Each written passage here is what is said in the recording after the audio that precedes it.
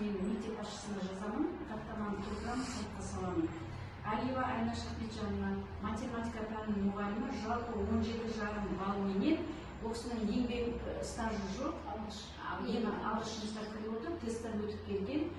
Ол кісі математика пәнінің мұғалімі болып, екінші орында тұрақты қалданады. Мен директорға солай ұсыныс жазамын, комиссия мүшесі атынан жазамыз. Одан кейін тарих пәнінен жаңа айтып екі тілде сабақ беретін мұғалім керек деп біз вакансияға да көрсеткенбіз, орыс және қазақ сыныптарына сабақ бере алатын деп. Махатова Айгүл 82-де 5 балл жинап отыр, Адалбекова Әсем 77-де 5 балл жинап отыр.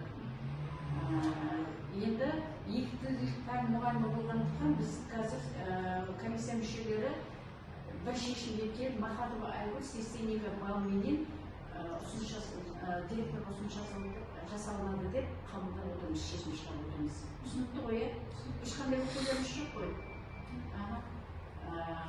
Әсем, сен түсініп отырсың ғой, бәрін түсініп ғой?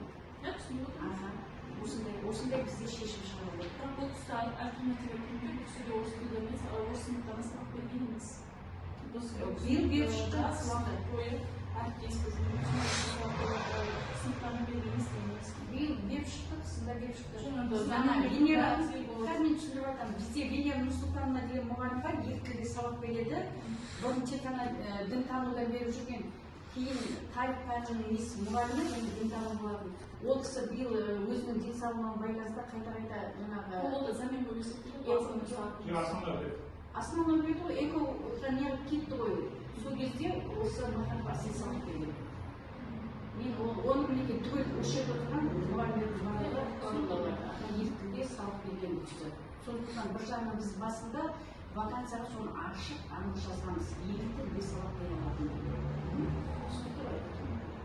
Осы біздің шешіміміз болды.